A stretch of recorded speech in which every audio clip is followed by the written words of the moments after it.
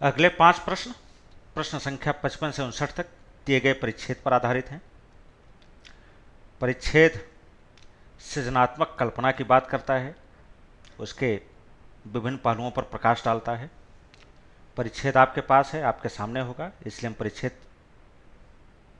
न पढ़ करके सीधे प्रश्नों पर विचार करते हैं। प्रश्न संख्या 55 कि परिच्छेद के लेखक के अनुसार सृजनात्मकता, प्रश्न का स्वरूप वाक्यांश का है। आगे 4 वाक्यांश दिए गए हैं और आपको बताना है कि इनमें से कौन से सही हैं परिच्छेद के अनुसार। पहला वाक्यांश, विश्व के साथ सुंदरता को साझा करना है। दूसरा, नए विचारों का होना है। तीसरा, समाज में कई स्थानों पर है। चौथा, कला और संस्कृति तक सीमित है। इस प्रश्न के उत्तर के लिए यदि हम परिच्छेद पर विचार करें तो पता चलता है कि जो पहला विकल्प में जो पहला वाक्यांश दिया गया है वह सही नहीं है, जबकि दूसरा वाक्यांश सही है। इसके लिए हम परिच्छेद की इस पंक्ति को संदर्भित कर सकते हैं कि मैं सामान्य रूप से सृजनात्मकता को नए विचार का होना और सृजनात्मक अर्थनीति के रूप में परिभाषित करता हूं, एक ऐसी अर्थव्यवस्था के रूप में जिसमें विचार न कि जमीन या पूंजी महत्वपूर्ण आगत और निर्गत हैं। इसके अतिरिक्त यह भी कहा गया है कि निश्चित रूप से सृजनात्मकता समाज में कई स्थानों पर पाई जाती है। इससे पता चलता है कि विकल्प में दिए गए दूसरे और तीसरे वाक्यांश सही हैं, पहला और चौथे वाक्यांश सही नहीं है। तो प्रश्न का सही उत्तर विकल्प बी है, केवल 2 और 3। अगला प्रश्न प्रश्न संख्या 56 कि परिच्छेद के संदर्भ में निम्नलिखित कथनों पर विचार कीजिए। 2 कथन दिए गए हैं और आपको यह बताना है कि दोनों कथनों में से कौन सा कथन सही है, या दोनों ही कथन सही हैं, या दोनों ही कथन सही नहीं हैं। कथन 1, सामान्यतः समझा जाता है कि सृजनात्मकता केवल कला और संस्कृति से संबंधित होती है। कथन 2, कि किसी की क्षमता को बाहर निकालने में सृजनात्मकता सहायक हो सकती है। इस प्रश्न के उत्तर के लिए यदि हम परिच्छेद का विश्लेषण करें तो पता चलता है कि दोनों ही कथन सही हैं। हम परिच्छेद की इन पंक्तियों का संदर्भ ले सकते हैं कि सामान्यतः सृजनात्मकता अपेक्षाकृत संकुचित रूप में कला और संस्कृति से बंधी है। इसके अनुसार कथन 1 सही है और कथन 2 के लिए इन पंक्तियों का संदर्भ लिया जा सकता है कि इसका शुरुआत से ही हम संदर्भ लेते हैं कि सृजनात्मक कल्पना मानवता का सबसे बड़ा संसाधन, सभी कलाओं, विज्ञान और ज्ञान की नींव है। इसका यह अर्थ है कि इसके द्वारा हम अपने और दूसरों के बारे में सीखते हैं। इसके बिना हम अपनी पूरी सामर्थ्य की न कल्पना कर सकते हैं और न ही प्राप्ति कर सकते हैं। अर्थात न तो हमारी पूरी सामर्थ्य कितनी उसके बारे में हम जान सकते हैं और न ही हम अपनी पूरी क्षमता का, अपनी पूरी सामर्थ्य का उपयोग कर सकते हैं। इससे पता चलता है कि दोनों ही कथन सही हैं, इसलिए प्रश्न का सही उत्तर विकल्प सी है।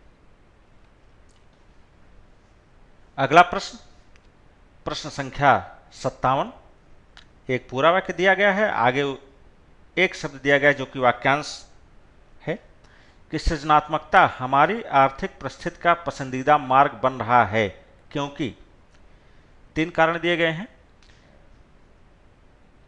पहला, सृजनात्मक अर्थव्यवस्था में विचार सर्वाधिक महत्वपूर्ण पक्ष होता है।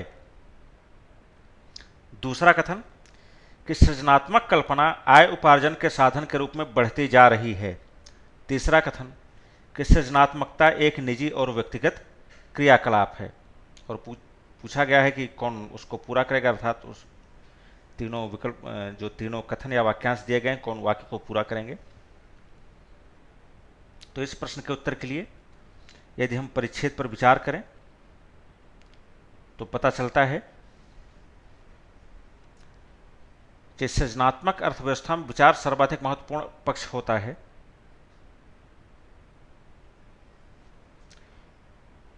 यह एक कारक हो सकता है लेकिन इस कारण हमारी आर्थिक परिस्थिति का पसंदीदा मार्ग नहीं बन रहा है सृजनात्मकता। कथन 2 सही है कि सृजनात्मक कल्पना आय उपार्जन के साधन के रूप में बढ़ती जा रही है। इसके लिए हम परिच्छेद की इन पंक्तियों को संदर्भित कर सकते हैं कि लेकिन यह हमारी आर्थिक परिस्थिति का बढ़ता हुआ पसंदीदा मार्ग बनता जा रहा है।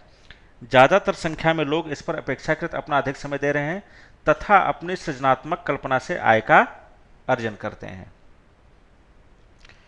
तीसरा वाक्यांश कि सृजनात्मकता एक निजी और व्यक्तिगत क्रियाकलाप है, सही नहीं है, और सही हो तो भी यह हमारी आर्थिक परिस्थिति का पसंदीदा मार्ग बनने का कारण नहीं है। अतः प्रश्न का सही उत्तर विकल्प बी है, केवल 2। अगला प्रश्न, प्रश्न संख्या 58। निम्नलिखित कथनों पर विचार कीजिए। 2 कथन दिए गए हैं और आपको यह बताना कि दोनों कथनों में से कौन सा कथन सही है, या दोनों ही कथन सही हैं, या दोनों ही कथन सही नहीं हैं। कथन 1, कलाकारों के अलावा अन्य लोगों की सृजनात्मक प्रतिभा को मान्यता नहीं देना आर्थिक मोर्चे पर देश के अवसरों को बाधित करना है। कथन 2, सृजनात्मकता और आध्यात्मिकता दोनों एक दूसरे से संबद्ध नहीं हैं। इस प्रश्न के उत्तर के लिए यदि हम परिच्छेद का विश्लेषण करें तो पता चलता है कि कथन 1 सही है, जैसा कि परिच्छेद में उल्लेख किया गया है। जैसा कि हम परिच्छेद की इन पंक्तियों का संदर्भ ले सकते हैं कि लेकिन यह कहना कि इस विश्व में केवल कलाकार और प्रदर्शक सृजनात्मक होते हैं मेरे लिए अल्प अवलोकन और गलत प्रतीत होता है। जो अपने यह कई क्षेत्रों में दूसरे लोगों की उपेक्षा करता है जो अपनी सृजनात्मक कल्पना का उपयोग करते हैं। यह आध्यात्मिक और आर्थिक दोनों के विशाल अवसरों को खत्म कर देता है। कथन 2 सही नहीं है।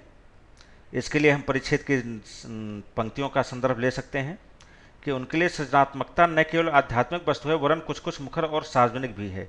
यह न केवल व्यक्तिगत अभिव्यक्ति की वस्तु है बल्कि सामाजिक और व्यवसाय की सफलता का उत्तोलक भी है। इससे पता चलता कथन 1 सही है, इसलिए प्रश्न का सही उत्तर विकल्प ए है। अगला प्रश्न, प्रश्न संख्या 59। पुनः 2 कथन दिए गए हैं और आपसे यह पूछा गया है कि दोनों कथनों में से कौन सा कथन वैध है, या दोनों ही कथन वैध हैं, या दोनों कथन वैध नहीं वैध अर्थात सही। तो प्रश्न संख्या 59, निम्नलिखित कथनों पर विचार कीजिए। कथन 1, कलाकार किसी देश के आर्थिक संजाल में जीडीपी में वृद्धि करके महत्वपूर्ण भूमिका निभाते हैं। कथन 2, कलाकार की प्रतिभा को मान्यता केवल उसकी कला के सौंदर्य के माध्यम से दी जा सकती है। इस प्रश्न के उत्तर के लिए यदि हम परिच्छेद की इन पंक्तियों पर विचार करें